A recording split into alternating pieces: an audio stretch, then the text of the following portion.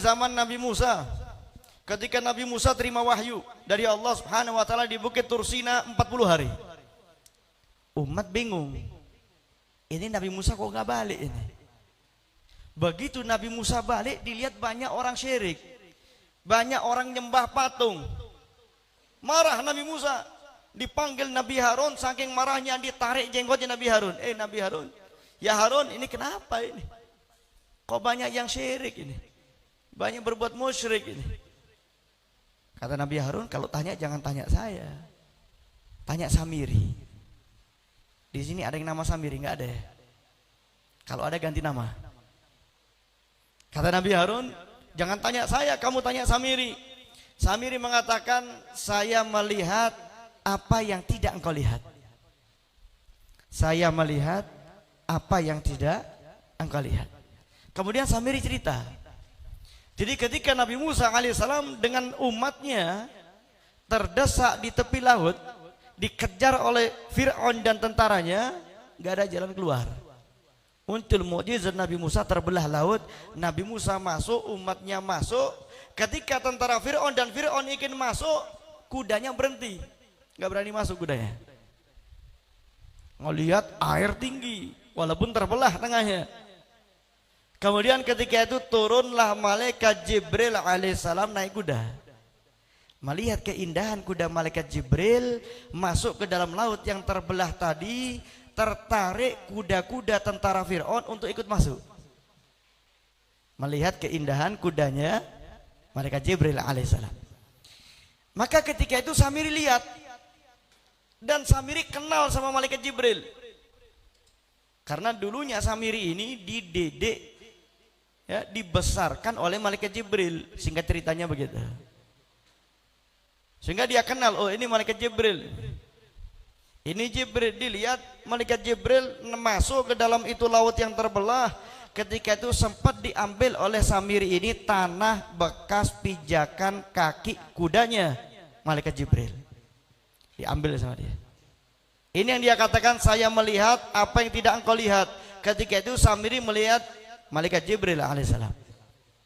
Diambil tanah, umat dihasut. Kalian ini nunggu siapa? Musa nggak bakal balik. Mungkin dia sudah pergi jauh di tempat yang lebih enak. Kita ditinggal ini. Kalau kalian mau ngomong sama Tuhan, saya tahu caranya, kata Musa. Kata Samiri. Maka ketika itu dikumpulkan emas-emas perhiasan, dilebur jadi satu, dicampur dengan tanah bekas pijakan kaki kudanya malaikat Jibril. Dibentuk patung menyerupai anak sapi. Inilah yang dia katakan, kalau kalian mau ngomong sama Tuhan, saya tahu caranya. Maka diriwayatkan itu patung bisa ngomong. 3 riwayat. Satu riwayat mengatakan ngomong bahasa manusia. Riwayat yang kedua mengatakan bisa ngomong suara sapi tadi. Yang ketiga mengatakan bukan bisa bicara, cuman antara mulut sampai belakang ada lubang sehingga ketika angin lewat timbul suara. Beda riwayat. Beda riwayat. Walhasil ketika itu banyak orang musyrik.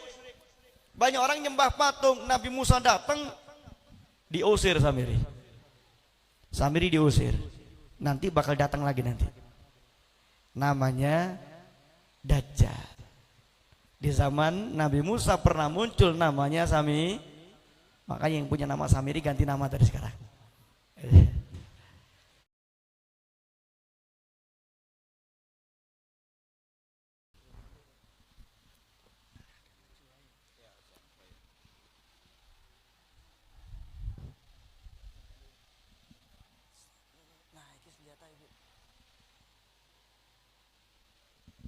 Bismillahirrahmanirrahim. Assalamualaikum warahmatullahi wabarakatuh. Hamdan li Rabbi khassana bi Muhammadin wa anqadhana min zulmatil jahli wad dajajir. Alhamdulillahilladzi hadana bi 'abdihil mukhtari man da'ana ilaihi bil idzni wa qad nadana. Labbaika ya man dallana wa hadana. Wa sallallahu wa sallama wa baraka alaihi wa ala alihi. Allahumma salli ala nuril anwar wa sirril asrar wa tiryaqil aghyar wa miftahi babil yasar سيدنا ومولانا محمد المختار وآله الأظهر وأصحابه الأخيار عدد نعم الله وإفضاله. الحمد لله الذي جمعنا في هذا الجمع الكريم وفي هذا الجمع العظيم وفي الجلسة العظيمة. نورنا الله وإياكم بمحبة الله ورسوله والتعظيم الله ورسوله والعمل بشريعة رسول الله صلى الله عليه وسلم ولا حول ولا قوة إلا بالله العلي العظيم. قال الله تعالى في كتابه الكريم أعوذ بالله من الشيطان الرجيم سبحانك لا علم لنا إلا ما علمتنا إنك أنت العليم الحكيم. وقال أيضا رب اشرح لي صدري ويسر لي أمري واحلل عقدة من لساني يفقه قولي. أما بعد. Yang saya hormati segenap para habaib, Al-Habib Fahmi Al-Jufri, Al-Habib Ali Al-Idrus, Al-Habib Ismail Al-Khirid, Al-Habib Salih Al-Idrus, dan segenap para habaib dan syaraif yang tidak saya sebut nama antum satu persatu, tapi tak mengurangi rasa hormat saya kepada antum sekalian. Yang saya hormati para masyayikh, para asatidz, para guru, Al-Ustadz Abdul Aziz dan segenap para guru yang lain, khususnya kepada guru kita bersama, yakni Guru Ahmad Syarifuddin hafizahullah wa mata'allah ala tuli hayatihi. Semoga Allah jaga beliau, Allah berikan umur yang panjang dalam kesehatan yang sempurna, Allah berkahi daripada umurnya, Allah berkahi rumah tangganya, dan Allah berkahi daripada majlis ini sehingga mampu senantiasa untuk mendekatkan diri kita kepada Allah Subhanahu wa taala, sekaligus membimbing kita untuk semakin mengikuti junjungan kita baginda Muhammad sallallahu alaihi wa alihi wasallam. Yang saya hormati ex Wakil Bupati Haji Agus Tantomo. Saya nggak pakai kata-kata mantan, Pak, karena mantan itu nggak enak, Pak. Tadi Guru Din bilangnya mantan, saya bilangnya ex saja. Yang saya hormati Bapak Syaiful Rahman, Direktur Utama PDAM. Saya hormati Haji Ramadan, Juragan Besi Tua tadi.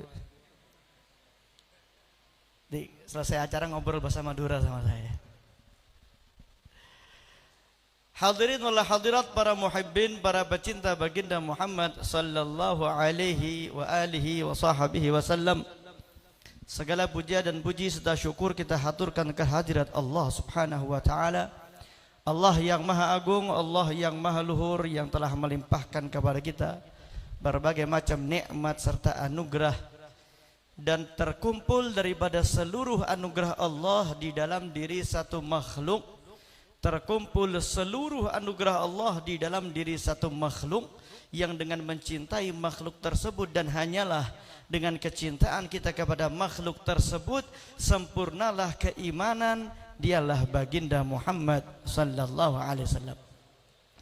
Salawat salam tak henti-hentinya kita haturkan kepada junjungan kita, kepada pahlawan revolusi bagi kita di dunia maupun di akhirat, An-Nabiy Syafi' wal Musyaffa' wasyafa'ah Sayyidina Muhammad sallallahu alaihi wa alihi wa sahbihi wasallam.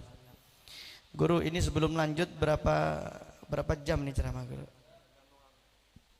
Tergantung Habib paham, Habib? Berapa lama, Habib?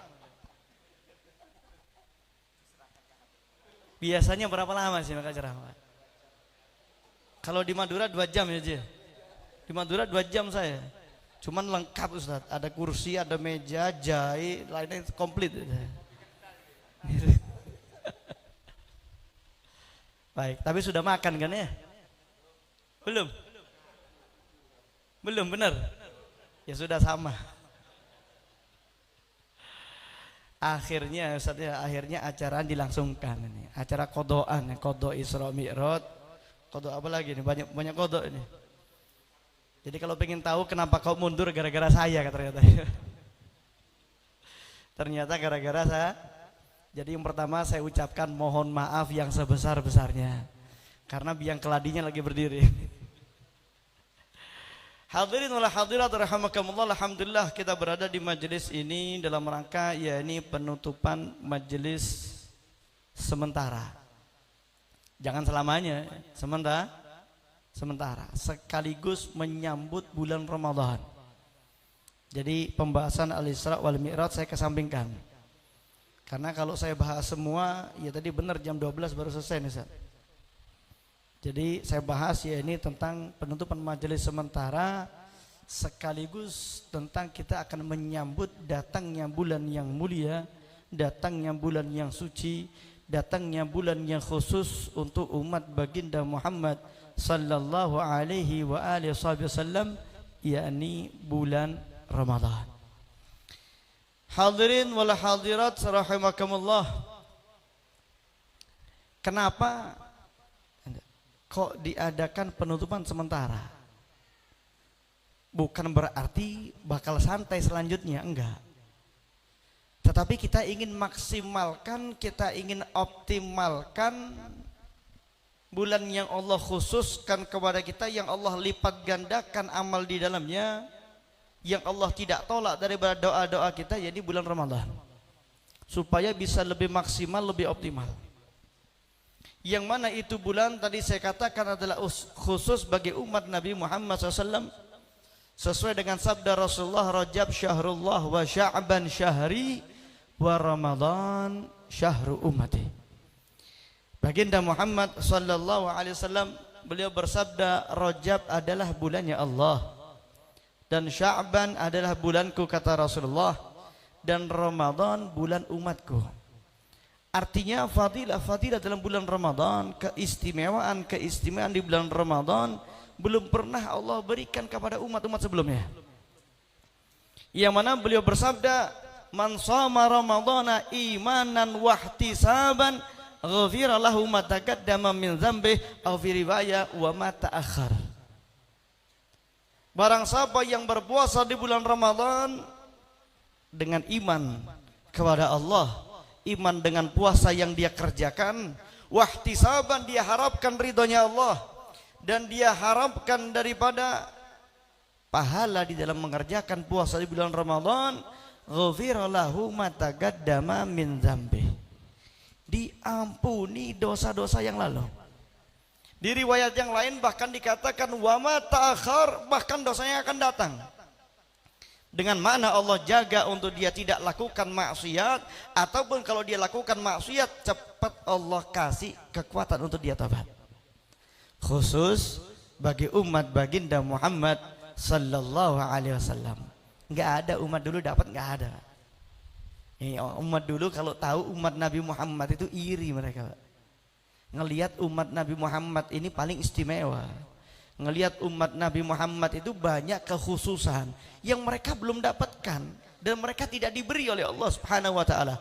Di antaranya yakni diberikan bulan suci Ramadan, puasa 10 hari yang pertama diberi rahmatnya Allah, 10 hari yang kedua diampunkan dosanya oleh Allah, 10 hari yang ketiga dapat cap stempel bebas api neraka. Keluar dari bulan Ramadan kayak bayi yang baru lahir, fitrah. Makanya kita keluarkan zakat, zakatul fitrah, kembali orang itu fitrah, kayak orang gak bawa dosa. Khusus bagi umat Nabi Muhammad sallallahu alaihi wasallam. Jangankan puasanya, bahkan Nabi mengatakan Ramadan ila Ramadan, wal jum'ah ila jum'ah, was salah ila salah, kafaratun lima bainahunna. Antara Ramadan yang satu dengan Ramadan berikutnya. Tahun lalu kita puasa bulan Ramadan, nanti insya Allah kita bertemu dengan bulan Ramadan dan kita puasa. Yang terjadi Ramadan lalu dengan sampai Ramadan berikutnya diampuni dosanya oleh Allah sebagai kafarah. Wal jum'ah ilal jum'ah, Jumat satu sholat, Jumat berikutnya sholat, terjadi diantaranya dihapuskan dosanya oleh Allah. Wassalah ila salah, maghrib sholat, isanya sholat, antara maghrib sampai isya diampuni dosanya oleh Allah Subhanahu wa taala dengan syarat tidak melakukan dosa besar. Khusus bagi umat Nabi Muhammad sallallahu alaihi wasallam. Ini nggak pernah Allah kasih kepada umat dulu nih. Sehingga mereka kalau tahu umat sekarang dikasih begitu enak, iri mereka. Pasti iri mereka. Bayangkan disebutkan dalam kitab Khasa'is Ummatil Muhammadiyah, karangan daripada Profesor Dr. As-Sayyid Muhammad bin Alwi Al-Maliki Al-Hasani rahimahullah radhiyallahu anhu. Beliau sebutkan perbedaan syariat zaman Bani Israel dengan sekarang. Di antaranya, mohon maaf, bagi perempuan zaman Bani Israel, kalau ada yang datang bulan, kalau sampai masa haid, kalau sampai fase menstruasi, syariat yang Allah berikan kepada mereka, mereka harus tinggal di tempat terpisah. Enggak boleh satu atap, enggak boleh tidur bareng, enggak boleh makan bareng. Ditaruh di tempat tersendiri sampai suci baru boleh pulang. Tetapi tidak bagi umat baginda Muhammad sallallahu alaihi wasallam. Satu atap boleh, tidur satu kamar boleh, bersenang-senang ada batas. Bersenang-senang ada batas. Allah lebih rahmat kepada umat baginda Muhammad SAW. Coba bayangkan di zaman Nabi Musa, ketika Nabi Musa terima wahyu dari Allah Subhanahu wa taala di Bukit Tursina 40 hari. Umat bingung. Ini Nabi Musa kok nggak balik ini? Begitu Nabi Musa balik, dilihat banyak orang syirik, banyak orang nyembah patung. Marah Nabi Musa, dipanggil Nabi Harun, saking marahnya ditarik jenggotnya Nabi Harun. Nabi Harun, ya Harun, ini kenapa ini? Kok banyak yang syirik ini? Banyak berbuat musyrik ini. Kata Nabi Harun, kalau tanya jangan tanya saya, tanya Samiri. Di sini ada yang nama Samiri? Nggak ada ya? Kalau ada ganti nama. Kata Nabi Harun, jangan tanya saya, kamu tanya Samiri. Samiri mengatakan, saya melihat apa yang tidak engkau lihat. Saya melihat apa yang tidak engkau lihat. Kemudian Samiri cerita.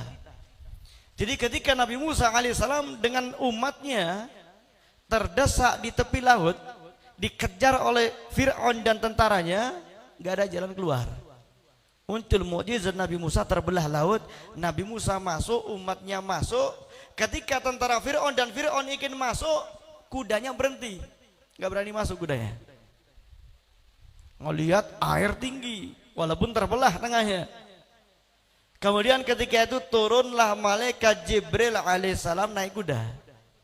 Melihat keindahan kuda malaikat Jibril masuk ke dalam laut yang terbelah tadi, tertarik kuda-kuda tentara Fir'aun untuk ikut masuk.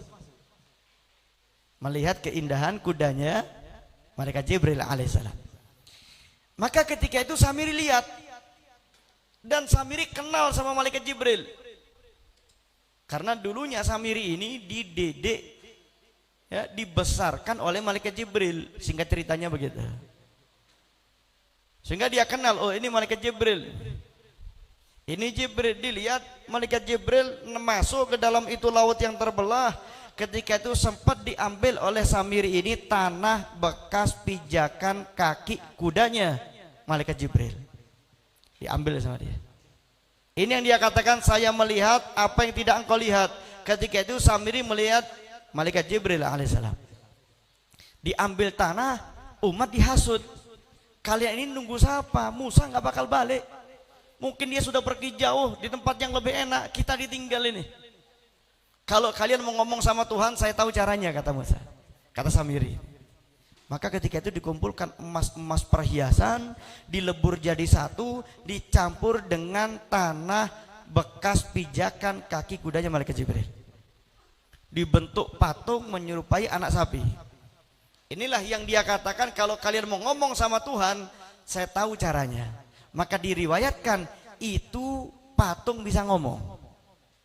3 riwayat. Satu riwayat mengatakan ngomong bahasa manusia. Riwayat yang kedua mengatakan bisa ngomong suara sapi tadi. Yang ketiga mengatakan bukan bisa bicara, cuman antara mulut sampai belakang ada lubang sehingga ketika angin lewat timbul suara. Beda riwayat. Beda riwayat. Walhasil ketika itu banyak orang musyrik. Banyak orang nyembah patung. Nabi Musa datang, diusir Samiri. Samiri diusir. Nanti bakal datang lagi nanti. Namanya Dajjal. Di zaman Nabi Musa pernah muncul namanya Sami. Makanya yang punya nama Samiri ganti nama dari sekarang. Maka ketika itu mereka tobat. Dijelaskan oleh Nabi Musa, mereka yang nyembah patung tobat.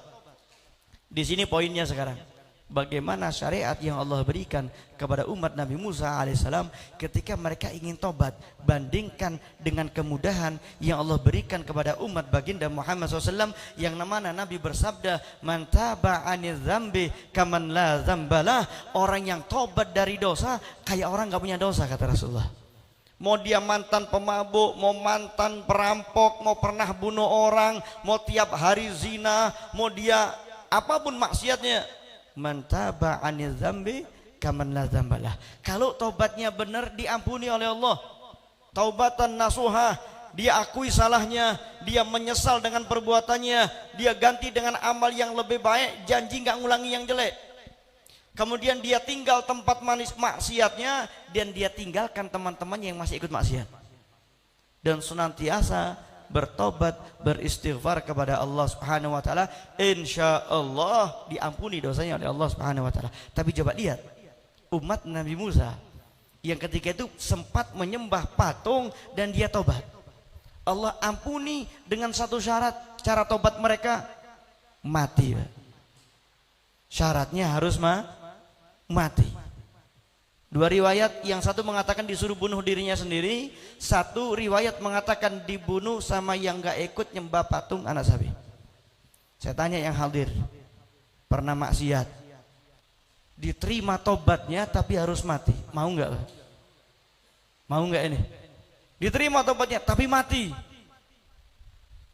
Tetapi tidak Allah berikan kepada umat baginda Muhammad sallallahu alaihi wasallam, dikhususkan bahkan Allah berikan 1 bulan melebur dosa kita. Samtus saim tasbih wa naumuhu ibadah wa du'auhu mustajab wa amaluhu mudha'af. Kata Rasulullah SAW, diemnya orang puasa itu nilainya tasbih. Jadi kalau ada tadi orang puasa bengong, orang puasa bengong ngelamun dia, dapat pahala tasbih. Padahal cuman bengong, khusus yang puasa ini. Wa naumuhu ibadah, tidurnya bernilai ibadah. Makanya itu Beb, karena saya paham betul hadis ini, kalau puasa saya tidur sampai maghrib. Nah, ini salah kaprah ini. Maknanya hadis ini, jangankan dia sholat, jangankan dia baca Quran, jangankan dia zikir, bengongnya saja tasbih, bahkan tidurnya masih terhitung ibadah. Tapi kalau kebanyakan tidur, hukumnya makruh. Bukan lagi ibadah namanya, bukan lagi sunnah itu. Habis subuh baca Quran, jam 7 tidur supaya bangunnya dekat asar. Bangun dekat asar, sholat zuhur, tidur lagi. Sholat asar, selesai sholat asar, tidur lagi 5 menit sebelum maghrib bangun. Ini namanya puasa 5 menit. Biar anak bayi juga kuat yang kayak gini. Tidurnya dihitung ibadah bagi orang puasa ini. Amalnya dilipat gandakan oleh Allah. Ditanya, Beb, berapa pahalanya puasa? Dalam hadis qudsi Allah Ta'ala berfirman, kullu hasanatin bi 'ashri amsalihha ila 700 dhi'if illa shiyam fahuwa li wa ana ajzi bih. Firman Allah dalam hadis qudsi, setiap amal baik Allah akan ganti 10 sampai 700 kali lipat.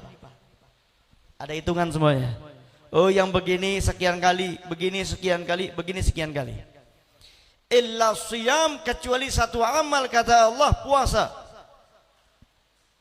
Fahuwali, puasa untukku, wa ana ajzi bih, saya yang balas, kata Allah. Kata ulama, maknanya adalah pahala puasa sangat amat besar. Enggak tahu hitungannya berapa. Saking besarnya pahala puasa di bulan Ramadan, tidak diberikan kepada umat-umat sebelum umat baginda Muhammad sallallahu alaihi wa alihi wasallam. Bahkan di dalamnya Allah sudah selipkan, Allah sudah sisipkan satu malam yang kalau kita amal di dalamnya lebih baik, bukan sama, lebih baik dibanding 1000 bulan. Bukan sama dengan 1000 bulan. 1000 bulannya aja sudah 83 tahun. Sekali sholat di malam itu lebih baik dibanding dikerjakan lebih daripada 83 tahun. Bahkan kata ulama, makna 1000 di sini bukan hitungan 1000-nya, maknanya 1000 banyak maksudnya. Tadi acara yang hadir banyak kah? Banyak. Berapa orang? Ribuan. Saking besarnya pahala orang puasa dan saking besarnya pahala yang Allah berikan kepada orang yang mendapatkan malam Lailatul Qadar. Di zaman Nabi Nuh alaihissalam, pernah suatu ketika Nabi Nuh lagi jalan, ketemu sama satu orang perempuan lagi nangis. Ini mohon maaf suara saya serak deh. Tadi Guru Udin sudah bilang habis keliling tadi ya. Di sini paling terakhir, jadi suara saya sisa-sisa di sini, Pak. Nabi Nuh pernah jalan ketemu sama seorang perempuan lagi nangis. Ditanya sama Nabi Nuh, "Limadza tabkin?" Wahai ibu, kenapa kau nangis? Ibu tadi mengatakan qad mata waladi wa huwa shaghir. Wahai Nabi, anakku mati. Anakku wafat. Sedangkan anakku masih kecil. Anakku ini masih muda. Ibu ini nangis, yang ditangiskan adalah kalau anaknya masih muda, dicabut nyawanya, menghadap kepada Allah, amal apa yang dibawa anak saya ini? Masih muda sudah dipanggil oleh Allah, masih muda kelak harus menghadap Allah, amal apa dibawa anak saya ini? Nangis ibu tadi mikir bagaimana nasibnya anaknya di akhirat nanti. Nangis ibu tadi. Kemudian Nabi Nuh tanya, "Kam umruh?" Wahai ibu, berapa usia anakmu? Ibu tadi jawab, "Salasami asanah." Wahai Nabi, anak saya umurnya, usianya baru 300 tahun. Bib, kalau 300 tahun nggak muda namanya, Bib. Di zaman Nabi Nuh usia 300 tahun itu muda. Karena usianya ratusan tahun, usianya bisa sampai 1000 tahun. Ada yang meninggal 300 tahun masih muda itu. Kalau kita jangankan 300 tahun ya, 80 tahun kerjaannya cuma di rumah itu. Dengar ini ada usia 100 tahun, heran kita. Masih hidup, masih. Pasti tanya, sehat apa sakit? Apalagi kita ini banyak dosa, lebih cepat sakitnya gitu. Bandingkan dengan ulama-ulama zaman dulu, umur mereka panjang-panjang. Di antara mereka ada bahkan ini umatnya Rasulullah, usianya sampai 160 tahun. Itu ibarat orang sekarang ketika umur 100 tahun diajak main bola masih kuat. Ketika umur 100 tahun sampai banyak orang heran. Ini umatnya Nabi Muhammad umur 100 tahun masih kuat. Ditanya, apa resepnya ini? Rahasiamu apa? Dia jawab, hafidtu hafiz sigar, hafidzahallah fil kibar. Saya jaga badan saya ketika saya masih muda, ketika tua Allah yang jaga. Ketika muda dijaga matanya dari maksiat, sampai tua kuat matanya. Dari muda dijaga kakinya hanya datang ke majelis yang baik, sampai tua kuat jalannya. Nah kalau kita ini kebanyakan dosa, sehingga sakitnya lebih cepat kita ini. Jangankan yang 70, 80 tahun, 40 tahun ya, encok sering kumat sudah ini. Banyak duduk sedikit saya nggak kuat, guru datang lama-lama di majelis, kenapa? Nggak tahan pinggang. Usia berapa? 40 tahun mas. Banyak dosa. Ibu tadi mengatakan, anak saya umurnya baru 300 tahun. Ibu ini mikir, kok anaknya baru 300 tahun wafat, sudah meninggal dunia, akan menghadap kepada Allah dengan amal cuma 300 tahun. Bawa apa anak saya ini? Nangis ibu tadi tuh. Bayangkan dengan kita umur 20 tahun santai, 30 tahun masih muda ini. 40 tahun dibilang muda, tobatnya belakangan. Sudah kerasa pinggangnya sakit baru hadir majelis. Na'udzubillah min dzalik. Kemudian Nabi Nuh ingin menghibur ibu tadi. Wah ibu, maukah kau saya kabarkan bahwasanya kelak akan datang satu umat usia mereka tidak sampai 70 tahun. Tidak sampai 80 tahun. Ibu tadi kaget. Baru nangis karena anaknya meninggal dunia usia 300 tahun, ditangisi amal cuma dikit 300 tahun. Nabi Nuh mengatakan nanti datang umat, bukan cuma satu orang, datang umat usianya nggak sampai 70-80 tahun. Kaget ibu tadi. Nabi beneran ini ada usia segitu mereka? Bener kata Nabi Nuh. Langsung ibu tadi bersumpah, wallah law aishtu ma'ahum la ja'altuha sajadatan wahidah. Demi Allah, wahai Nabi, seandainya saya hidup dengan mereka, seandainya ibu tadi jadi umatnya Nabi Muhammad SAW, seandainya ibu tadi ada di tengah-tengah majelis kita ini, tahu usia nggak sampai 70-80 tahun. Wallah, demi Allah kata ibu tadi, la ja'altuha sajadatan wahidah, aku jadikan umurku yang singkat tadi itu nggak sampai 70-80 tahun dalam satu sujud kepada Allah Subhanahu wa taala. Alias maknanya tahu usia cuma 70-80 tahun itu ibu nggak mikir yang lain kecuali seluruh daripada amalnya bentuk ibadah kepada Allah Subhanahu wa taala. Nggak sempat yang kayak ibu-ibu sekarang nonton Ikatan Jin. Itu sudah nyaut itu. Hafal berarti. Nggak sempat ibu tadi itu. Cuman 70-80 tahun. Beb, kalau gitu enak umat Nabi Nuh. Usianya panjang, ratusan tahun, ribuan tahun. Katanya umat Nabi Muhammad lebih enak yang sekarang. Kenapa?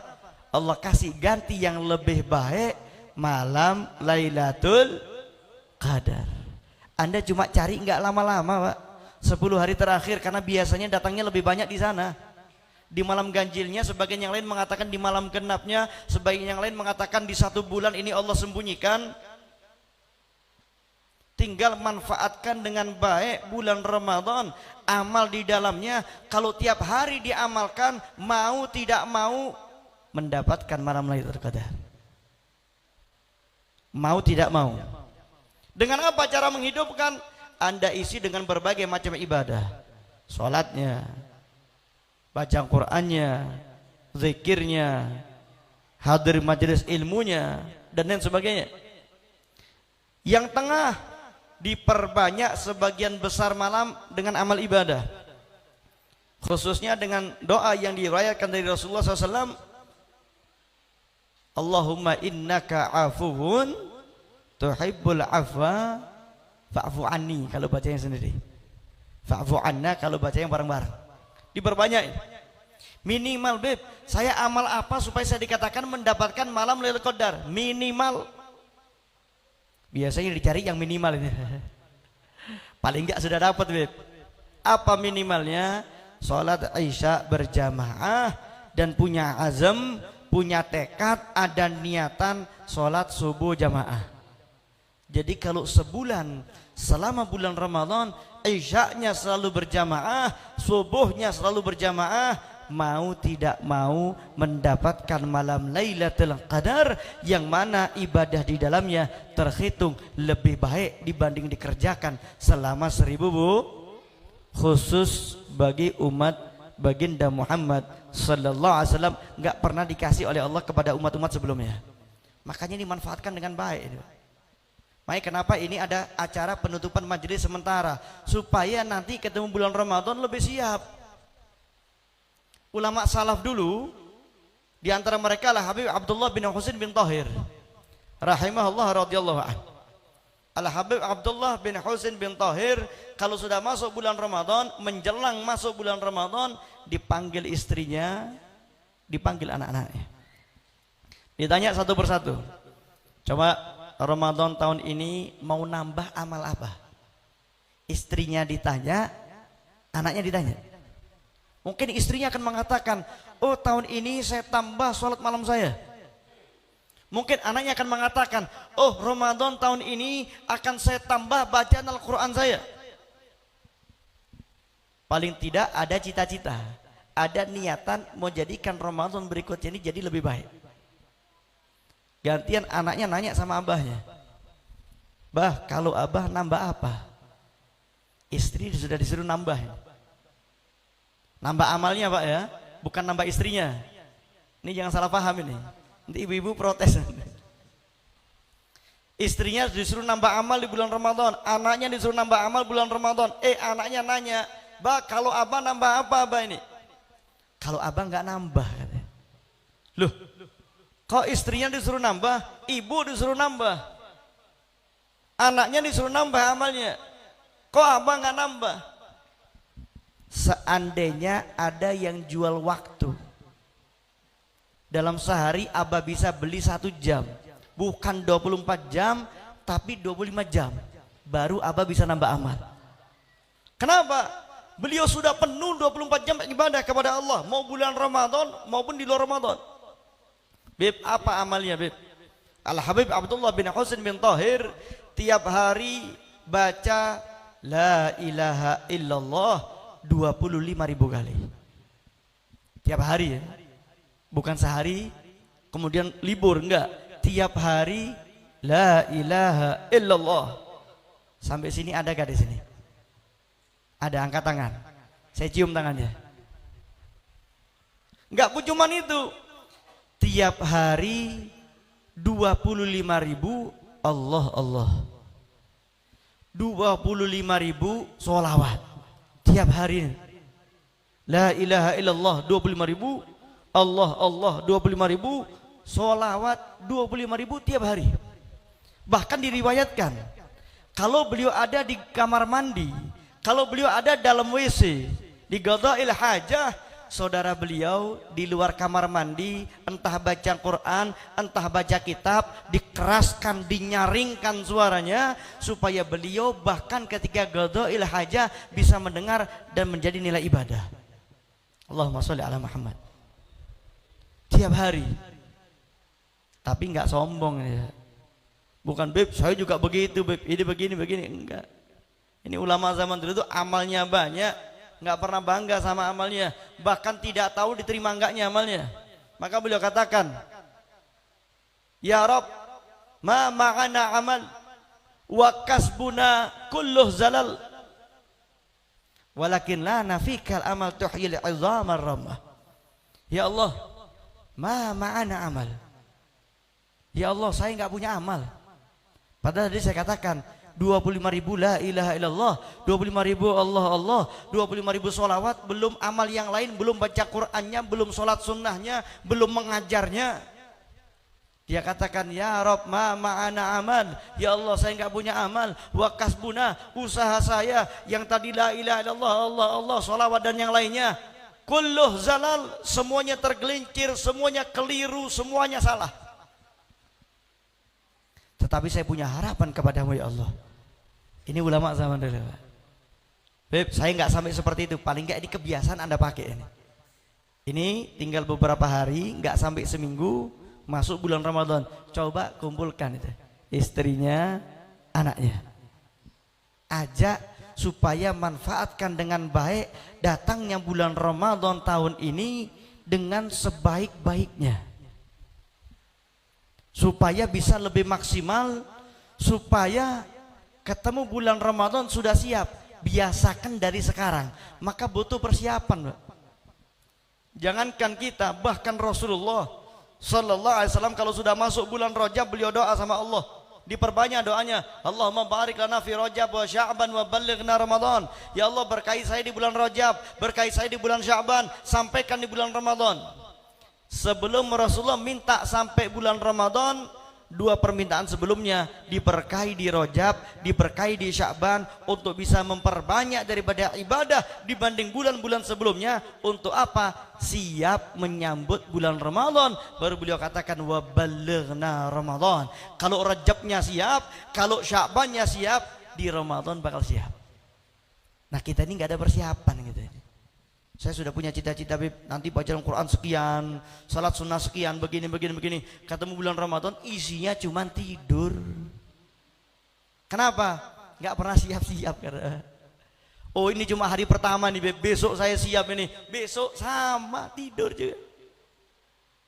Karena nggak pakai persiapan. Ini ada sisa waktunya. Nggak sampai seminggu ini, biasakan dari sekarang. Yang mau memperbanyak baca Quran, dibiasakan diperbanyak dari sekarang. Yang mau memperbanyak sholat sunnah nanti bulan Ramadan, biasakan perbanyak dari sekarang. Sehingga ketika masuk bulan Ramadan, dari awal langsung siap. Dan bentuk persiapan paling utama dan pertama untuk menyambut bulan Ramadan, ilmu. Persiapan paling utama ini alhamdulillah nih, kita ada di majelis taklim. Ada di majelis taklim. Saya kapan lalu datang ke sini entah 2017, 2018 belum jadi ini. Sekarang sudah alhamdulillah sudah jadi ini. Tadi disampaikan program-program sama Guru Syarifuddin, termasuk diantaranya soal dana tadi. Umpan sudah dikasih, sekarang saya ambil umpannya nih, soal dana ini. Bayangkan fadilahnya hadir di majelis ilmu. Kita datang sekarang ini, kalau ditanya, Beb, fadilahnya apa? Orang yang senang datang ke majelis ilmu, yang di dalamnya disampaikan ilmu, yang di dalamnya disampaikan ucapan ulama, yang di dalamnya disampaikan pembacaan kitab. Satu hadis yang insya Allah ini akan menjadikan kita termotivasi untuk semakin sering datang ke majelis taklim seperti ini, untuk semakin sering datang ke majelis ilmu yang seperti ini. Apa kata Rasulullah? Huduru majlis ilmin khairun min salati alfi raga'ah wa iyadati alfi marid wa huduri alfi janazah. Satu hadis Rasulullah bersabda, huduru majlis ilmin, menghadiri majlis ilmu yang kita datang saat ini, entah mungkin kalau taklim cuma setengah jam atau 1 jam.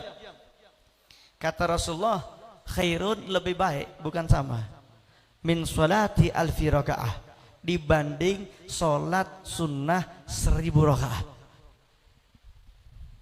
Ada di sini yang punya kebiasaan tiap hari sholat sunnah 1000 rakaat? Ada. Kalau sempat waktunya, kalau waktunya sempat, yang pertama, yang kedua kalau encoknya nggak kumat, yang ketiga kalau bola nggak main malamnya.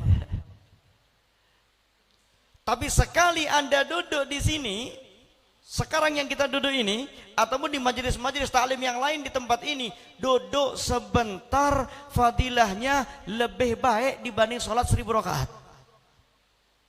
Bahkan kata Nabi ditambahkan, wa iyadati alfi marid, lebih baik dibanding menjenguk 1000 orang sakit. Wa huduri alfi janazah, dan juga lebih baik dibanding nganterin 1000 jenazah. Padahal 1 jenazah diantarkan pahala 1 bukit. Mensolati 1 bukit, mengantarkan sambil yang lain 1 bukit. 1 jenazah Anda berkesempatan dapat pahala 2 bukit. Tapi 1000 jenazah Anda solati, 1000 jenazah Anda antarkan, sekali hadir majelis ilmu lebih baik, kata Rasulullah. Ini baru sekali, sekali datang majelis ilmu. Sekarang coba bayangkan, ini umpan ini ambil ini. Ada bayangkan, kalau Anda ikut dana di sini, sedikit iklan, ikut bantu dana. Disebutkan dalam kalamnya Al Habib Muhammad bin Hadi As-Sagaf. Suatu ketika ada ulama ngelihat ada 1 orang rajin ibadah. Kalau nyari orang itu nggak sulit, di masjid pasti ketemu.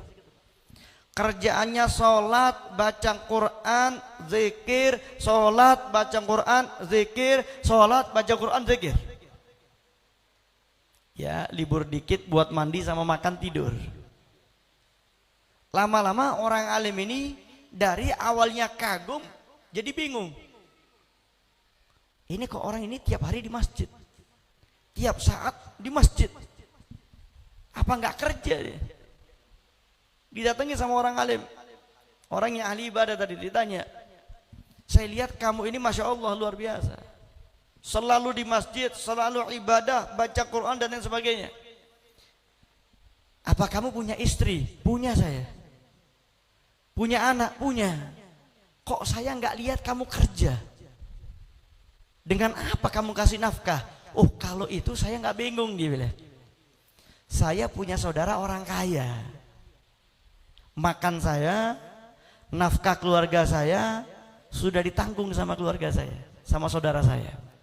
Jadi urusan saya cuma ibadah. Maka orang alim tadi mengatakan, oh kalau gitu saudaramu lebih afdol dari kamu. Saudaranya nggak banyak sholat kayak dia, saudaranya nggak banyak baca Quran kayak dia, saudaranya nggak rajin zikir kayak dia, isinya cuma kerja saudaranya, kerja cari uang, kerja cari uang, orang kaya. Tapi yang tadi rajin sholat, yang tadi rajin zikir, yang tadi rajin baca Quran, bisa rajin karena sudah ditanggung daripada perkara nafkahnya. Maka kata orang alim, kalau gitu saudaramu lebih afdal dari kamu. Guru Ahmad Syarifuddin bisa ngajar di sini karena ada majelisnya. Nggak ada majelisnya, nggak ada tempatnya ngajar di sini. Nanti akan dibangun pondok di sini kalau ada yang kasih dana. Mau sebanyak apapun ustadznya, nggak ada bangunannya, nggak ada pondoknya. Bayangkan. Yang tadi disebutkan hadisnya, sekali datang majelis ilmu lebih baik dibanding sholat 1000 rakaat, lebih baik dibanding menjenguk 1000 orang sakit, lebih baik dibanding nganter 1000 jenazah. Anda nggak ikut hadir, tapi orang bisa hadir majelis ilmu di sini. Kalau Anda yang bangun, kalau Anda yang kasih dana, Anda ikut dapat pahalanya, bahkan Anda lebih afdal. Umpan diterima ini. Bayangkan ya, ikut ngajar enggak, ikut hadir enggak, apalagi ikut hadir. Karena kegiatan bisa berlangsung di sini, majelis bisa berlangsung di sini, yang gurunya bisa ngajar, yang muridnya bisa mendengarkan, karena ada yang kasih dana 10 juta jadi 10 miliar. Itu 10 juta 10 miliar. Ini lebih mahal yang saya sampaikan. Berapa yang hadir di sini? 500 orang, 200 orang rutinan, kalikan. Kalau Anda yang bangun 200 orang tadi melakukan amal lebih baik dibanding sholat sunnah 1000 rakaat, dibanding nganter 1000 jenazah, dibanding ya menjenguk 1000 orang sakit. Anda tinggal kali pahala mereka, Anda ikut dapat. Dikalikan jumlah orangnya, cuman bantu dana. Masalul ladzina yunfiquna amwalahum fi sabilillahi kamasali habbatin ambatat sanabila fi kulli sumbulatin mi'atu habbah. Dalam Al-Quran Allah Ta'ala berfirman, perumpamaan orang-orang yang menginfakkan hartanya fi sabilillah, termasuk pembuatan majelis ini, pembuatan pondok pesantren yang akan dibangun nantinya. Fi sabilillah, kata Allah, kama salih habbatin, seperti contohnya sebiji, sebutir biji, ambatat sab'a sanabila, satu biji akan menumbuhkan 7 tangkai. Fi kulli sumbulatin, dalam setiap satu tangkai tadi mi'atu habbah, terdapat 100 biji. Dari satu biji jadi 700 biji. Dari uang yang Anda keluarkan diganti oleh Allah 700 kali lipat. Maka saya yang tadi cuma 100.000 saja. Itu kalau infaknya tinggal habis. Kalau infaknya tinggal habis. Tapi kalau infaknya jariah seperti ini, infaknya bangun majelis seperti ini, infaknya untuk bangun pesantren. Setiap ada orang yang belajar dalamnya, setiap itu pesantren berjalan, setiap ada ilmu yang diajarkan, orang yang infak walaupun sudah mati ditransfer pahalanya, nggak pakai dipending di bank, pahalanya ditransfer. Maka kalau ditanya mana yang lebih enak, orang alim sama orang kaya lebih enak. Guru Ahmad di sini ya, Guru Udin capek-capek ngajar, buah tenaganya habis. Ya deh. Yang kaya cuma kasih uang. Ini guru buat bangun majelis, dapat pahala. Nggak pakai ngajar itu, nggak pakai ngurus pesantrennya, cuman kasih uang. Ini guru buat bangun pesantren. Ini guru buat yang ngajar. Ini guru jangan majelisnya aja, gurunya juga perhatiin ini. Ya kalau guru Udinnya sibuk di luar cari nafkah, nggak jalan pondoknya. Ya kan ya? Umpan lagi nih Ustaz. Makasih. Hadirin wal hadirat rahimakumullah, alhamdulillah. Masuk bulan Ramadan. Masuk bulan Ramadan khusus bagi umat baginda Muhammad SAW. Sekarang alasannya, kenapa tadi Nabi mengatakan sekali datang majelis ilmu kok bisa lebih baik dibanding sholat 1000 rakaat, kok bisa lebih baik dibanding jenguk 1000 orang sakit, kok bisa lebih baik dibanding ngantar 1000 jenazah.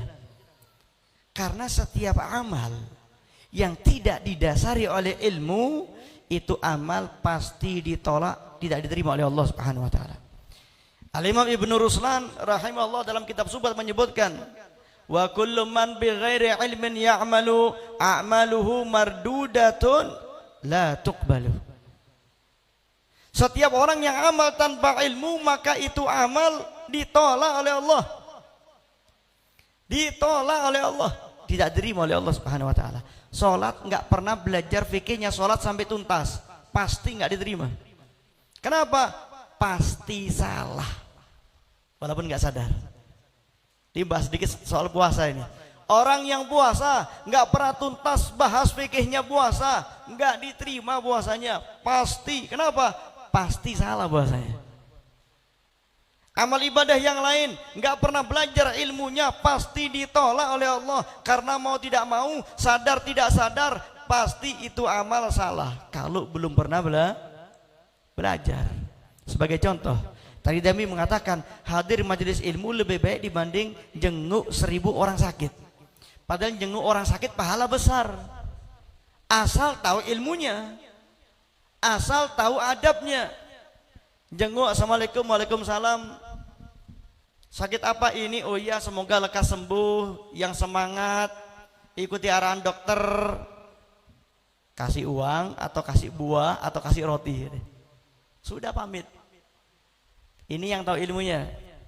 Adabnya jenguk orang sakit itu sebentar, bukan lama. Tapi kebiasaan kita bukan cuman lama, datangnya rombongan. Disampaikan di sini sama Guru Udin. Ini ada salah satu jamaah kita lagi ngamar di rumah sakit. Lagi ngamar di rumah sakit. Bagi jamaah yang mau menjenguk silahkan. Kebetulan Guru Udin nggak ikut, kebetulan berangkat sendiri, rombongan sampai sana, assalamualaikum, rame rumah sakitnya ini, rombongan. Ya anggap belum zaman COVID ini ya, kalau zaman COVID nggak bisa. Rombongan dia datang, ditanya mulai tanyaan ringan sampai kemudian karena berlanjut pertanyaan dia tanya macam-macam ini. Kamu sakit apa? Saya sakit ini, gara-gara apa? Saya habis makan ini. Wah, bahaya kamu ini. Mulai macam-macam ngomongnya ini. Ini bahaya ini. Dulu tetangga saya ada yang kayak gini. Gimana sekarang? Orangnya sudah nggak ada sekarang. Tambah bingung yang sakit ini. Dokter kasih apa? Dikasih obat ini. Coba lihat obatnya. Ini obat gak mempan, percuma ini. Ganti dokter kamu. Tambah bingung yang sakit. Ini pulang, rombongan majelis pulang. Pasien bukan tambah semangat, tambah takut. Bukan tambah sehat, tambah kritis. Besok dengar kabar. Kalau yang habis dijenguk meninggal dunia. Pengumuman, inna lillahi wa inna ilaihi raji'un, telah berpulang ke rahmatullah saudara kita disebut namanya Fulan bin Fulan. Jamaah dengar, alhamdulillah kemarin kita sudah jenguk, sempat kita jenguk kemarin. Bayangkan kalau kemarin kita nggak jenguk, nggak dapat lagi. Padahal cepat mati gara-gara dijenguk itu. Padahal cepat matinya gara-gara dijenguk. Ini contoh satu nih. Ini ringan loh, cuma jenguk orang sakit, tapi nggak tahu ilmunya, ditolak amalnya oleh Allah Subhanahu Wa Taala, nggak diterima. Contoh lain, sholat. Contoh lain sholat ini. Saya kasih ini hal-hal yang kecil, tapi bahkan ini bisa menghilangkan ibadah. Contoh lain sholat. Ada satu ulama, ada satu ustadz berani ceramah seperti ini.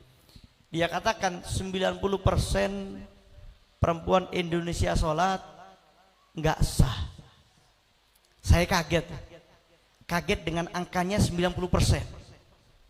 Bahkan yang disebutkan ustadz ini bukan bacaan Al-Fatihahnya, bukan juga gerakan sholatnya, dia cuma bahas tentang aurat.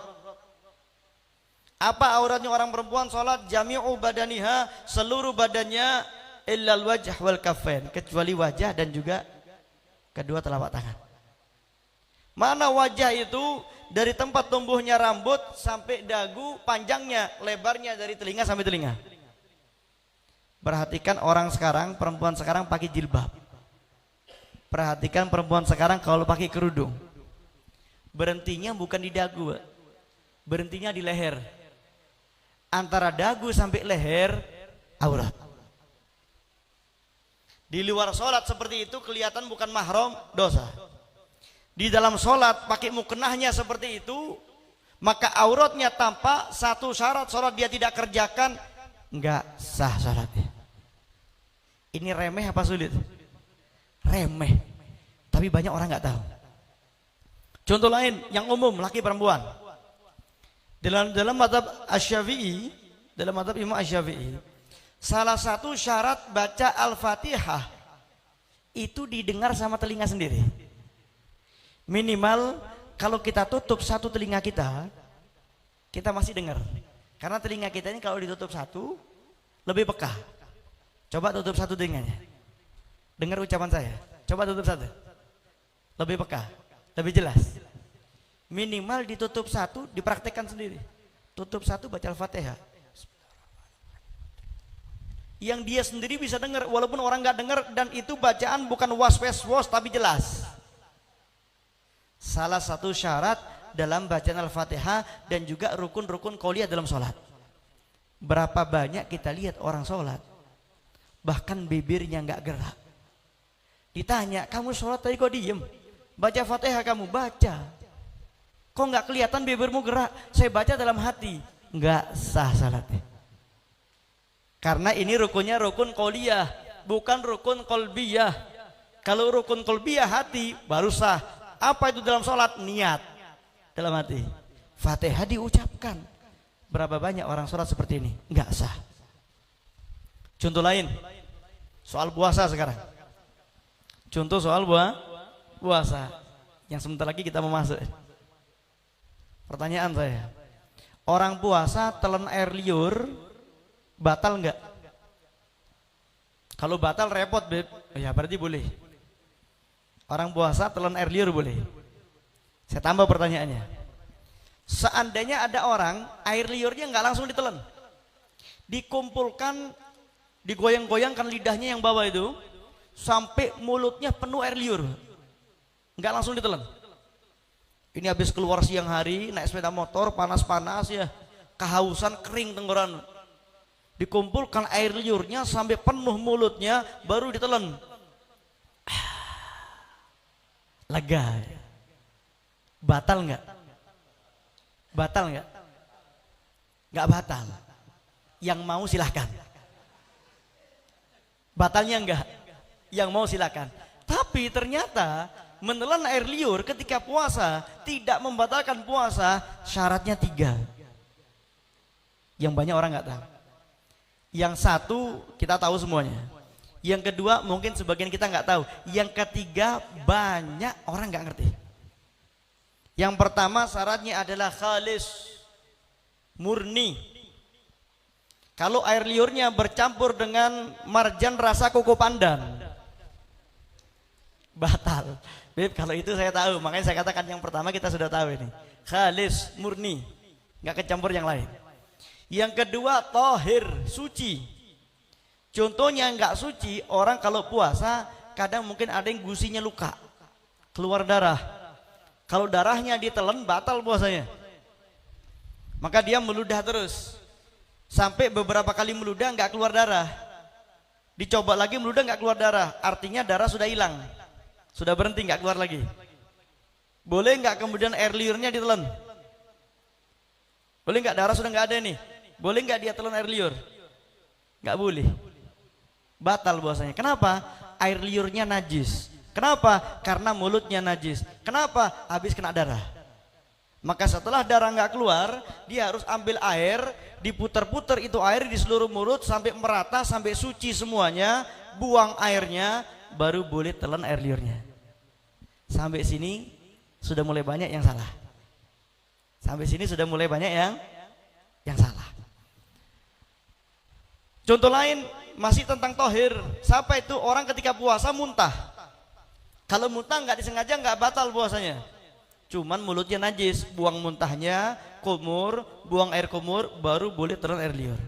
Sekarang yang ketiga, yang ini banyak orang salah. Padahal lagi-lagi saya katakan ini yang kecil, yang remeh ini, receh ini. Apa itu? Boleh ditelan itu air liur kalau masih di dalam mulut. Masih ada di dalam mulut.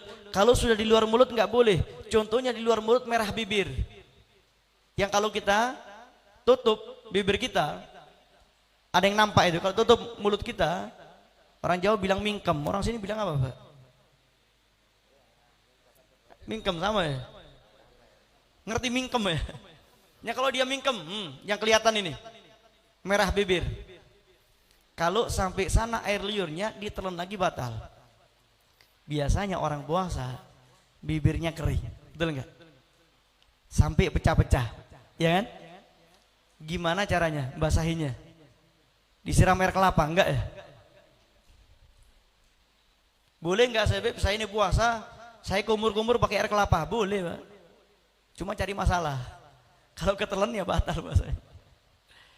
Sampai merah bibir ditelan batal. Biasanya orang puasa bibirnya kering, begini biasanya, Pak. Dibasahi pakai lidahnya sendiri, kemudian air liur yang sudah sampai merah bibir ditelan. Batal puasanya. Banyak sedikit. Banyak yang kayak gini apa sedikit? Batal. Kenapa? Nggak ada ilmu. Wa kullu man bighairi ilmin ya'malu a'maluhu mardudatun la tuqbalu. Maka benar Ibn Ruslan tadi mengatakan, setiap orang yang amal nggak pakai ilmu ditolak, nggak diterima oleh Allah Subhanahu wa taala. Ada waktu ini. Ada waktu kita ini. Tinggal nggak sampai 1 minggu.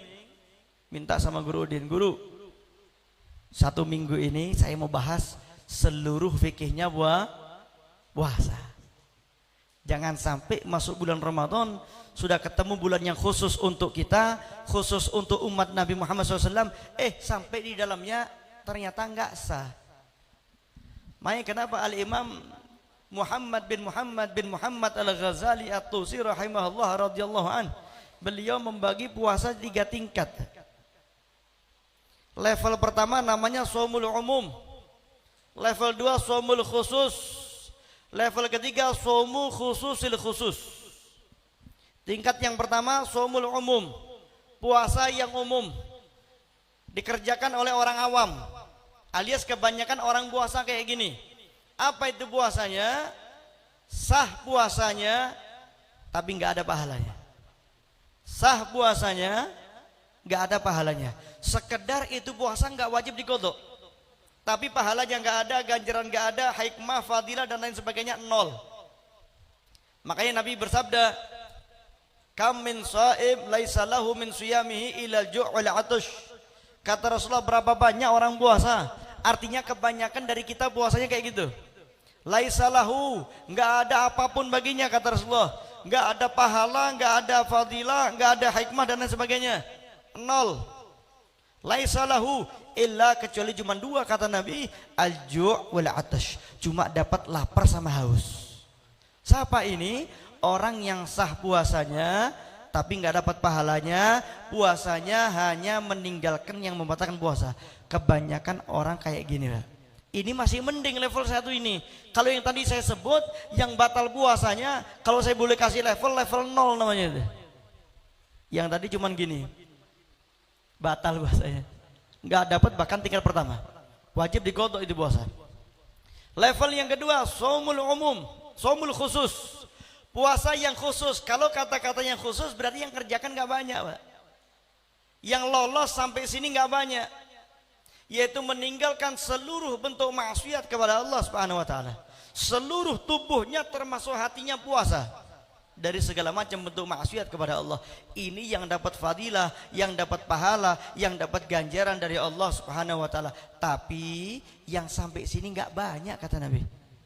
Nggak banyak. Siapa di antaranya? Ya ini mereka yang melakukan hal-hal yang dapat menghanguskan pahala puasa.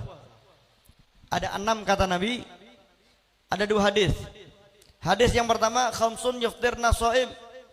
Ada 5 hal kata Rasulullah membatalkan puasa. Kata ulama, sah puasanya, batal pahalanya. Al-kadzib wal ghibah wan namimah wan nadhar bi syahwah wal yaminul kadzibah. Yang pertama al-kadzib, yakni al-ikhbar bi ghairil waqi', mengabarkan yang enggak terjadi. Hati-hati puasa nganggur megang handphone, dapat share WA, bener nggak tahu, di share, mengabarkan. Kalau itu nggak bener beritanya, Anda mengabarkan yang nggak terjadi alias dusta, batal pahala puasa. Hati-hati pegang handphone puasa. Yang kedua, al-ghibah, menggunjing. Orang Jawa bilang ngerasani, orang Banjar bilang bekesah orang, betul ya. Kesah orang, menyambati. Nah, zikruka akhakal muslim bima yakrahu law sami'a wa law kunta shadiqan. Kau sebut saudaramu yang kalau dia dengar dia nggak suka walaupun ucapanmu benar. Sudah masuk ghibah. Nggak harus buka aib, enggak. Sekedar Anda sebut dia di belakang orang itu yang kalau dia dengar nggak suka. Pernah suatu ketika Nabi tanya kepada Sayyidah Aisyah radhiyallahu anha, "Ya Humairah, siapa yang datang tadi?" Itu loh Nabi yang orangnya pendek. Tujuannya supaya Nabi kenal, supaya Nabi ngerti. Itu loh yang orangnya pendek.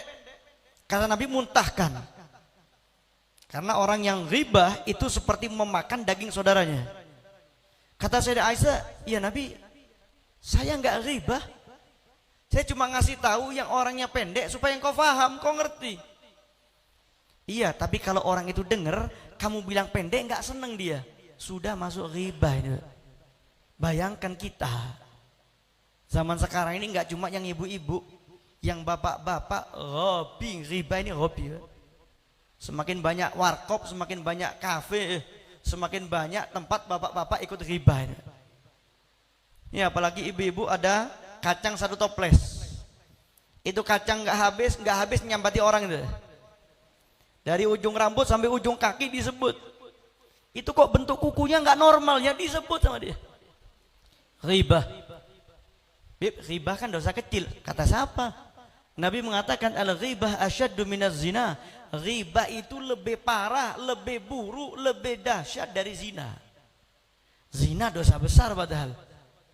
Zina yang belum keluarga dicambuk 100 kali hukumnya. Yang sudah keluarga dirajam sampai mati. Ghibah cuman ngomongin sedikit tentang orang, asyaddu minaz zina, lebih parah dari zina kata Rasulullah. Wal'iyadzubillah min dzalik. Yang ketiga an-namimah, naqlul kalam bi qasdi inqa'il fitnah. Anda memindahkan ucapan, menyampaikan ucapan, menukil ucapan dengan tujuan terjadi fitnah permusuhan. Tadi A ghibah sama B. B kamu tahu si C itu begini. Yang B datang ke C. C, kamu ini saya anggap saudara saya. Kamu sahabat saya. Jadi kamu harus tahu. Tadi saya ketemu A, kamu dibilang begini, begini, begini. Yang dilakukan A, ghibah. Yang dilakukan B, namimah, adu domba.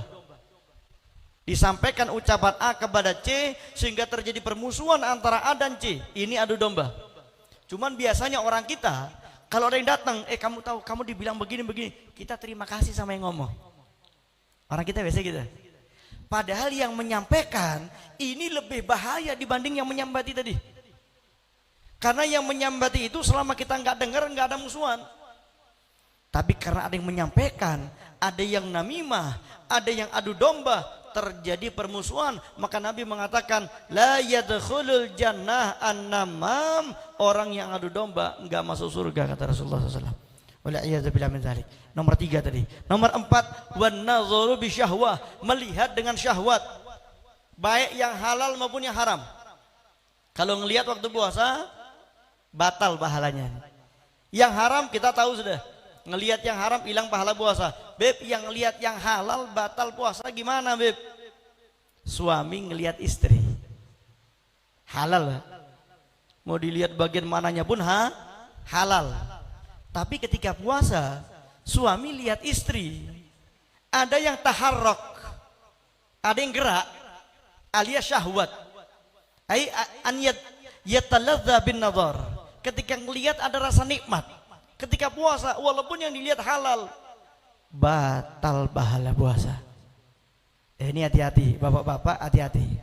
Pesan sama istrinya ya, Bu, dari subuh sampai maghrib tutup. Close. Jangan dibuka-buka. Kalau perlu pakai mukena terus ini ketemu saya ini. Dari subuh sampai maghrib. Kalau sudah maghrib open lagi. Ya jangan maghrib juga, terawih dulu. Ini orang puasa ngelihat ada syahwat, baik itu yang haram maupun yang halal, batal pahala puasa. Apalagi ngelihat yang nggak bener ini. Apalagi yang haram, batal. Beb, saya ini punya kebiasaan, Beb, kalau berangkat kerja, istri saya cium tangan. Biasa saya kecup keningnya. Boleh nggak kalau puasa? Boleh, asal jangan ada yang gerak tadi. Syaratnya gitu aja. Kalau ada yang gerak sementara puasa libur, nanti maghrib silahkan. Yang kelima, wal yaminul kadzibah, sumpah palsu. Satu hadis yang lain menerangkan, Nabi menyebutkan, man lam yada' qala zur wal amala bih falaysa lillahi haja fi an yada'a ta'amahu wa syarabahu. Orang yang dia ngomong kotor, ngomong keji, yang dia mengumpat, ngomong kotor, Allah enggak butuh dia ninggalkan makannya, Allah enggak butuh dia ninggalkan minumnya, alias Allah enggak butuh dengan puasanya. 6 hal ini kalau dikerjakan ketika puasa hangus pahala puasanya, yaitu dusta, ghibah, namimah, adu domba, melihat dengan syahwat, sumpah palsu, ngomong kotor. Batal masuk level 2. Yang terakhir, level yang paling tinggi, yaitu puasa dari seluruh bentuk selain Allah Subhanahu wa taala. Jadi puasanya dia fokuskan hanya Allah, dia tidak fokus kepada yang lain. Beb, yang ini sulit, Beb. Ya ini kelasnya para wali nih. Ini kelasnya orang-orang soleh, kelasnya mereka para wali. Jangan sampai kita nggak masuk yang kedua. Yang kedua yang dapat pahala ini, jangan sampai cuma masuk yang pertama. Sah puasanya nggak dapat pahalanya, ini bahaya. Bahkan lebih parah, puasanya saja nggak sah. Kenapa? Fikihnya nggak benar, masuk yang 0 tadi itu. Waliyadzubillah min dzalik. Nah kalau nggak diterima puasanya, ini bahaya, Pak. Bukan cuma nggak dapat pahala, bukan nggak dapat fadilah saja, enggak. Padahal fadilahnya besar orang puasa itu. Kulu washrabu hani'an bima aslaftum fil ayyamil khaliyah. Allah Ta'ala berfirman, makanlah kalian, minumlah kalian hani'an, yang enak. Orang Jawa bilang sing leko, nang nyaman. Orang Banjar bilangnya yang enak di akhirat nanti dipersilakan oleh Allah. Orang dalam surga, makanlah, minumlah yang enak kalian. Bima aslaftum fil ayyamil khaliyah, terhadap apa yang dulu pernah kalian kerjakan di hari-hari yang kosong. Kapan hari yang kosong? Ketika kita puasa, karena perut kita kosong dari makan dan juga minum. dipersilahkan makan yang enak sana.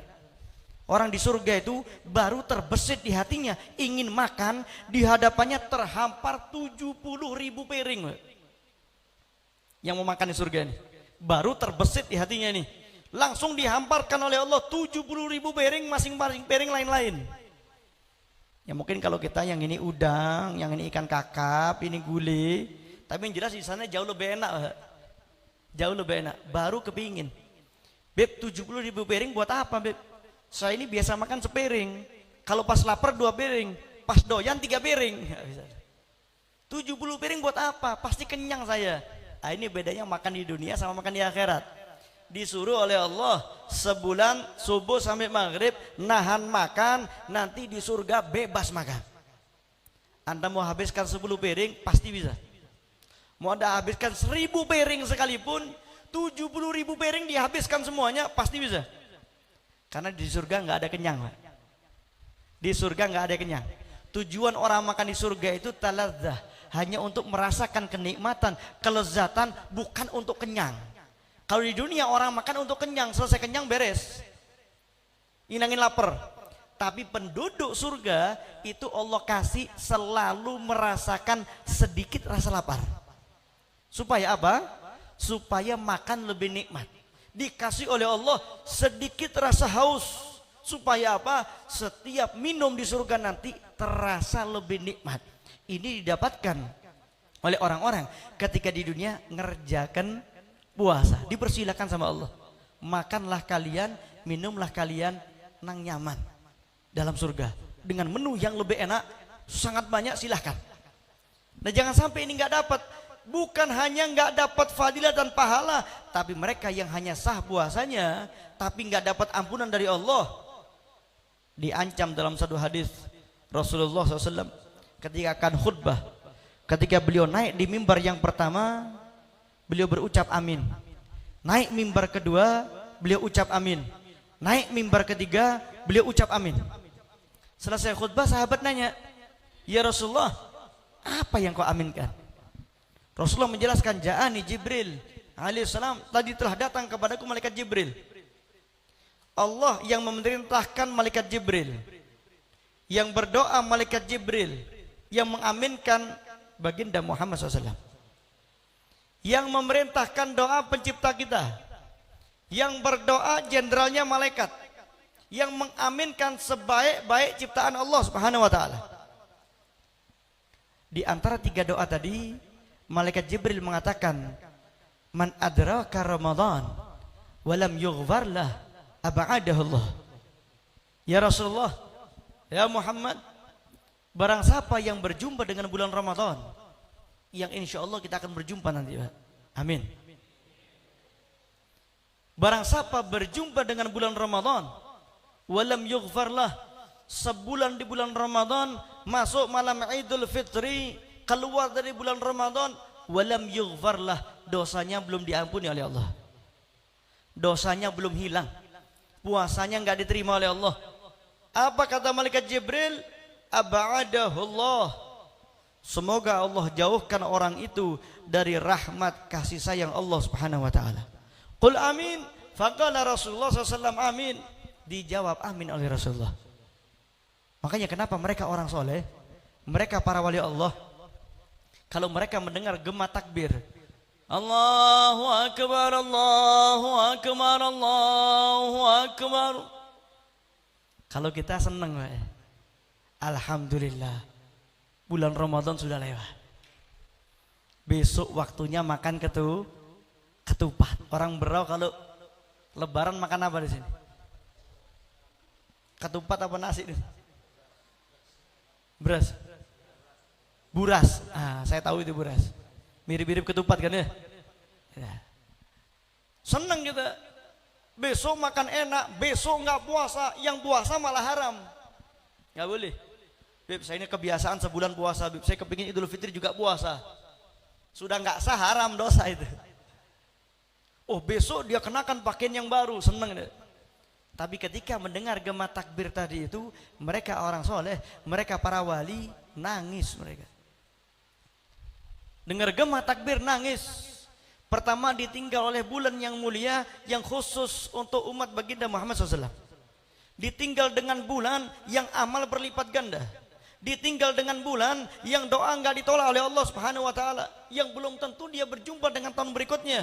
Maka mereka katakan wada wada ya Ramadan, auda alaina bil ghufran, sampai jumpa wahai bulan Ramadan, kembalilah kepada kami dengan ampunan dari Allah Subhanahu wa taala.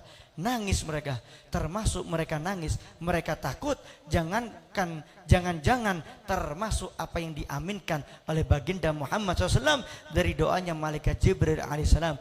Jumpa dengan bulan Ramadan, keluar dari bulan Ramadan belum diampuni dosanya oleh Allah Subhanahu wa taala, sehingga mereka menangis. Bayangkan, semua itu bisa dihindarkan dengan adanya majelis yang ada di tempat ini, dengan berjalannya majelis taklim di tempat ini. Maka Anda, lagi-lagi kembali yang terakhir ini Ustaz, iklan kembali, keluarkan uangnya.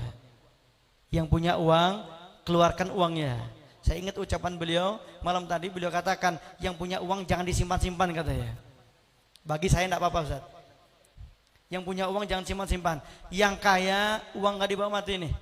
Kesempatan ada pesantren dibangun, kesempatan tempat orang belajar, kesempatan yang datang fadilahnya begitu besar, dan seluruh yang datang fadilahnya Anda juga ikut dapatkan kalau Anda ikut menyumbang. Ingat, surga nggak gratis Pak, dan yang paling gampang dapat surga orang kaya, saya katakan. Kenapa? Cukup dia keluarkan uangnya, dapatkan surga. Al-Imam Al-Busiri beliau mengatakan, "Faya khasarata nafsin fi tijaratiha lam tashtari dina bid dunya wa lam tasumi." Dia katakan, "Faya khasaratan nafsin," alangkah ruginya seorang jiwa, ruginya manusia, fi tijaratiha, dalam perdagangannya, alias dalam hidupnya. Kita ini lagi dagang nih, Pak. Lagi dagang ini. Modalnya apa? Modalnya umur. Modalnya nyawa. Selama nyawanya dalam tubuhnya, Anda punya modal untuk dagang. Dagangnya apa? Ibadah kepada Allah Subhanahu wa taala. Faya khasaratan muslim fi tijaratiha, alangkah ruginya seseorang dalam perdagangannya, dalam kehidupannya. Lam tashtari dina bid dunya wa lam tasumi, dia enggak mau beli akhiratnya dengan dunianya, dan dia enggak usaha. Yang kaya silakan, ada kesempatan Anda beli akhirat Anda. Keluarkan uangnya, ganti dunianya dengan akhirat. Makanya kalau ada yang ngomong sama saya, kalau ada orang kaya tujuan ikut majelis, tujuan nyumbang untuk pondok, tujuan nyumbang untuk majelis, untuk tambah kaya, salah Anda punya niat. Anda nyumbang di sini tujuannya apa? Anda mau tuker uang dunia dengan uang akhirat. Anda mau tuker kaya dunia dengan kaya akhirat. Makanya kalau ada orang kaya ikut majelis, enggak tambah kaya tambah miskin, saya bilang diterima amalnya oleh Allah. Kenapa? Diganti dengan yang lebih baik di surga nanti. Kalau datang ke sini cuma pingin kaya, sayang Pak. Beli akhirat. Ganti dunia Anda dengan akhirat Anda. Insya Allah yang kita lakukan di majelis ini, amal-amal ibadah yang kita lakukan di majelis diterima oleh Allah Subhanahu wa taala. Insya Allah di majelis yang kita hadiri saat ini diturunkan, dikucurkan daripada rahmat Allah Subhanahu wa taala. Insya Allah kita yang hadir di majelis tidaklah kita meninggalkan ini majelis terkecuali diampunkan seluruh dosa-dosa kita oleh Allah Subhanahu wa taala. Allah berkahi kita di sisa akhir bulan Sya'ban ini. Allah jumpakan kita dengan bulan Ramadan. Allah berkahi kita dengan ilmu, dengan amal soleh, dengan cara Allah limpahkan taufik, kekuatan kepada kita, sehingga kita mampu memperbanyak amal ibadah di bulan Ramadan. Dengan amal-amal yang diterima oleh Allah Subhanahu wa taala, dengan amal-amal yang menjadikan kita wajib dapat rahmatnya Allah, dengan amal-amal yang menjadikan kita wajib berhak mendapatkan ampunan dari Allah Subhanahu wa taala, dengan amal-amal yang menghapuskan seluruh dosa kita, dan Allah masukkan kita di akhirat kelak berjumpa dengan baginda Muhammad sallallahu alaihi wasallam, melihat wajah indah baginda Muhammad SAW, mencium tangan lembut harum baginda Muhammad SAW, mendengarkan suara merdu daripada Rasulullah sallallahu alaihi wasallam. Allahumma ja'al jam'ana hadza jam'an marhuman wa tafarraquna min ba'di tafarruqan ma'suman wa la taj'al wala ma'ana wala fina syaqiyan wala mahruman wala matruda. Allahumma ajirna min ghairi darar wa ghanina min ghairi badar. Allahumma ajirna min ghairi ibtila wa ghanina min ghairi imtila. Allahumma rzuqna minal uquli awfaraha wa minal adhani asfaha wa minal a'mali azgaha wa minal akhlaqi atyabaha wa minal arzaqi adzalaha wa minal afiyah kamalaha wa minad dunya khairaha wa minal akhirati na'imha. Hadza minni wal afu minkum. Sekian saya sampaikan, mohon maaf atas segala macam kesalahan baik ucapan maupun sikap saya. Assalamualaikum warahmatullahi wabarakatuh. Selanjutnya doa. Untuk doa ini kami minta kepada guru Haji Jauhari. ila hadratin Nabi Mustafa Sayyidina Muhammad sallallahu alaihi wasallam. Al-Fatihah.